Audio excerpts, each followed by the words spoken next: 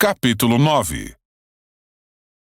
Enquanto isso, Saulo, motivado pela ânsia de matar os discípulos do Senhor, procurou o sumo sacerdote.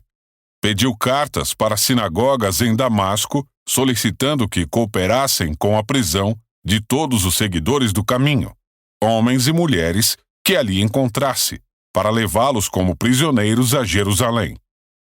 Quando se aproximava de Damasco, de repente uma luz do céu brilhou ao seu redor. Ele caiu no chão e ouviu uma voz lhe dizer: Saulo, Saulo, por que você me persegue? Quem és tu, Senhor? Perguntou Saulo.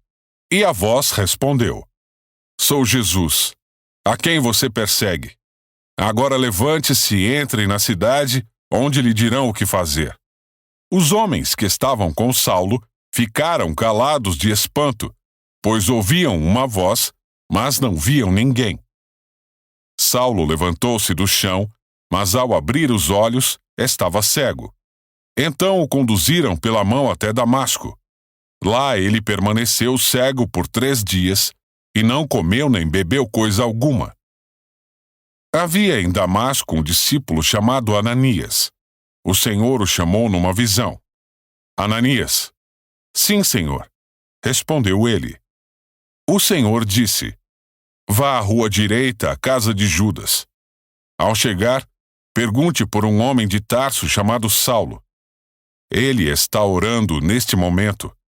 Mostrei-lhe numa visão um homem chamado Ananias chegando e impondo as mãos sobre ele para que voltasse a enxergar.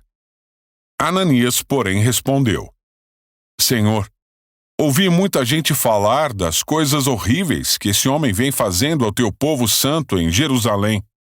E ele tem autorização dos principais sacerdotes para prender todos que invocam o teu nome. O Senhor, no entanto, disse: Vá, pois Saulo é o instrumento que escolhi para levar minha mensagem aos gentios e aos reis, bem como ao povo de Israel. E eu mostrarei a ele quanto deve sofrer por meu nome. Ananias foi e encontrou Saulo.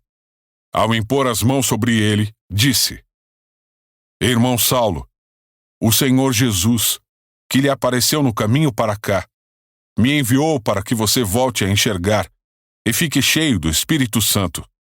No mesmo instante, algo semelhante a escamas caiu dos olhos de Saulo, e sua visão foi restaurada.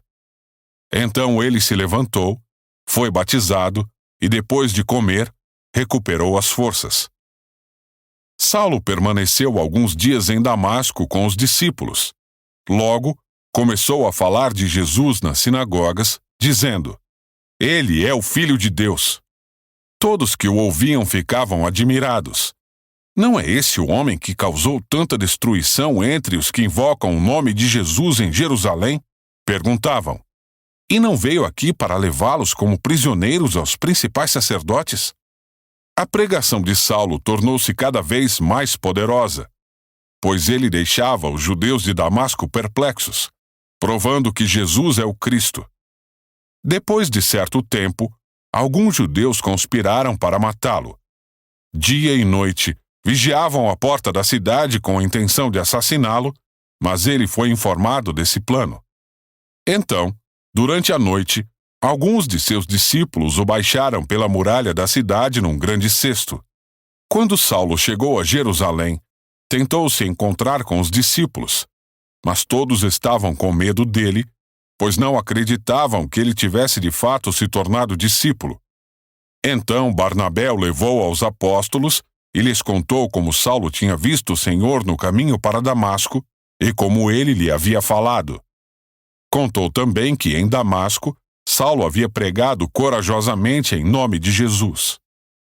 Saulo permaneceu com os apóstolos e andava com eles por Jerusalém, pregando corajosamente em nome do Senhor. Também conversava e discutia com alguns judeus de fala grega, mas estes procuravam matá-lo. Quando os irmãos souberam disso, levaram Saulo a Cesareia e de lá o enviaram a Tarso. A igreja tinha paz em toda a Judeia, Galileia e Samaria, e ia se fortalecendo à medida que andava no temor do Senhor. E encorajada pelo Espírito Santo, crescia em número. Pedro viajava por toda parte e foi visitar o povo santo que vivia na cidade de Lida. Ali encontrou um paralítico chamado Enéas, que permanecia de cama havia 8 anos. Pedro lhe disse: Enéas, Jesus Cristo cura você. Levante-se e arrume sua maca. E no mesmo instante, ele se levantou. Todos os moradores de Lida e de Sarona viram Enéas e se converteram ao Senhor. Havia em Jope uma discípula chamada Tábita, que em grego é Dorcas. Sempre fazia o bem às pessoas e ajudava os pobres. Por esse tempo, ficou doente e morreu. Seu corpo foi lavado para o sepultamento e colocado numa sala no andar superior.